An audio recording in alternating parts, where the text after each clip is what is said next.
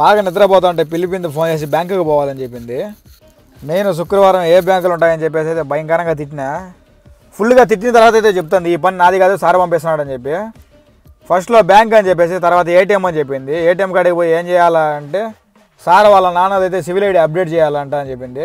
నేను కింద నుంచి పైదాకా చూసి ఎవడన్నా ఏటీఎం మిషన్లో సివిల్ ఐడి అప్డేట్ చేస్తాడని చెప్పి, నాకు తెలీదు సార్ యూట్యూబ్లో వీడియో పంపించాడు దాన్ని చూసి చేయమని చెప్పినాడు అని చెప్పింది. ఎంత చేసినా కావడమే ఇలా, అందుకు దాంట్లో మనం ఒక చేయి అయితే వేసినాము. ఈ ఫిలిపిన్ అయితే పనులు చాలా బాగా తప్పించుకుంటుంది. దానికి చెప్పిన పనులు నాకు చెప్దామని ట్రై చేస్తుంది. దానికి తెలియదు కదా మనం ఆవిలిచ్చే పేగులు లెక్క పెడతామని చెప్పి. నాకు చెప్పినప్పుడు కూడా దాని దగ్గర చేయించే రకం నేను. బాగా ఆకలైపోతుంది నువ్వు పోయి చేసుకోరా అని చెప్పింది. నేనైతే నాకు సంబంధమే లేదు నువ్వు వచ్చితేనే పోతానని చెప్పిన. మళ్ళీ ఇంకొక ఏటీఎం దగ్గరికి అయితే తీసుకొచ్చిన పక్కనే ఉన్న ఏరియాలోకి. ఫస్ట్ అయితే ఒక ఏటీఎంలో అప్డేట్ చేసింది. మళ్ళీ ఇక్కడికి వచ్చిన తర్వాత మళ్ళీ యూట్యూబ్ ఆన్ చేసి అయితే చూస్తుంది ఎట్లా చేయాలని చెప్పి. ప్రతి ఒక్క చోట ఇలాంటి వాళ్ళు అయితే ఉంటారు. వాళ్ళకి చెప్పిన పని మన దగ్గర చేపిద్దామని. మన దగ్గర ఎలాంటివైతే సాగవు.